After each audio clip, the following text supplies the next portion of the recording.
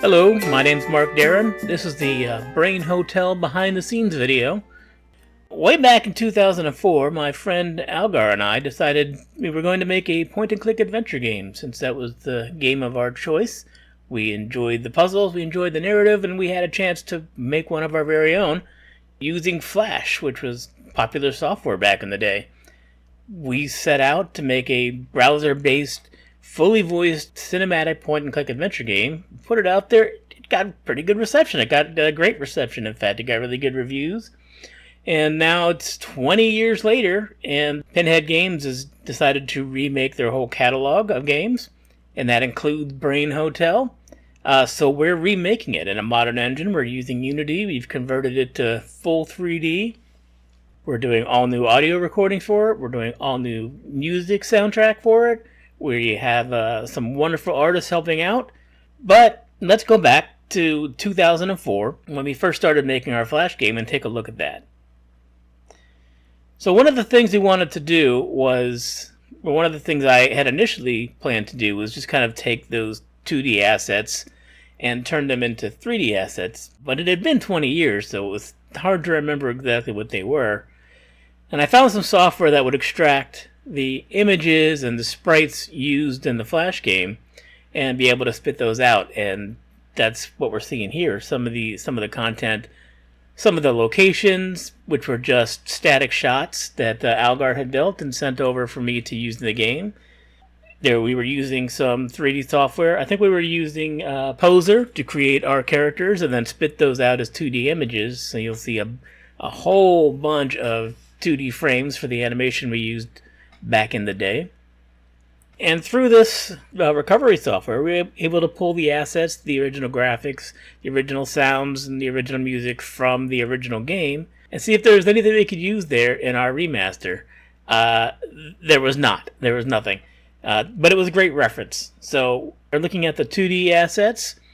I was able to diligently kind of recreate the look, and I was trying to capture it as closely as possible to the original without going. I didn't want to make crazy new improvements or adjustments that would really change the tone of what the original game brought. I was trying to preserve all of that, but just recreate it in 3D on a modern engine and get it out there on Steam so modern audiences could enjoy it as well. So here's what some of that looks like now in 3D. So we saw some of the 2D reference images just a moment ago. And here's now what it looks like in 3D. You can see that I built the entire set as one environment.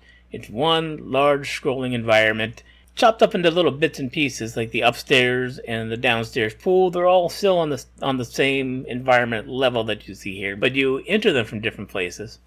So you can see here I rebuilt the entire set, the entire interior of the hotel in one single environment, which gave us the ability to kind of seamlessly move from one room to the next without any loading screens, and just to be able to really feel like you're in that space. And that's what I wanted to bring to it. I wanted to not have it chopped up like the original Flash game and to loading each individual scene in as you move from space to space. I wanted you to now feel what it was like to move from one end of the hotel all the way to the other end, experiencing everything in between. Ed Arnold is our main character. Ed was originally built in Poser, as I may have mentioned before, and then exported as 2D frames of animation. And we had hundreds of frames of animation for Ed, for the cutscenes, for the regular animation, for his walking. You can see the sprites that are laid out here, just endless frames of animation that we brought into Flash and converted to make our character, which worked fine for the time, but that was kind of a limiting factor of what we could export, which is one of the cool things about bringing him in as a 3D character, is we no longer really had those limitations. We could put whatever kind of animations we wanted on him, and it wasn't going to be as cumbersome as trying to deal with 2D sprites. And here you can see what Ed looks like as a 3D character. This is built with Character Creator 3, Reillusion. You can see how different he looks here. This is a fully detailed model. This wasn't the version or the look we wanted to go with. We wanted to maintain that 2D comic book style, so we took what was here and then brought that into Unity and applied some 2D shaders to it to really give it that comic book look. Not all of our character conversions were successful right out of the bat. One of the tough ones was Impo, the elevator operator. In the original game, he was weird looking. He was supposed to be a really kind of jovial, mischievous type of character, hence the name Impo. But he was kind of twisted looking and weird and bizarre, which was fine. It kind of fit his character.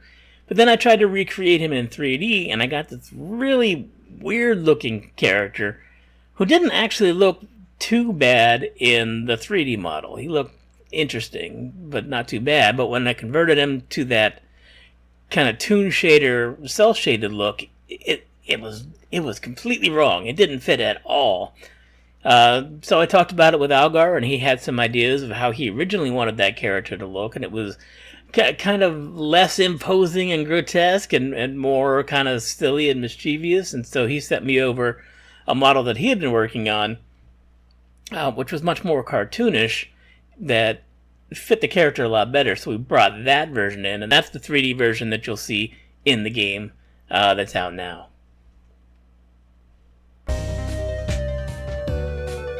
So those were just some of the changes we had in bringing the new game to new audiences.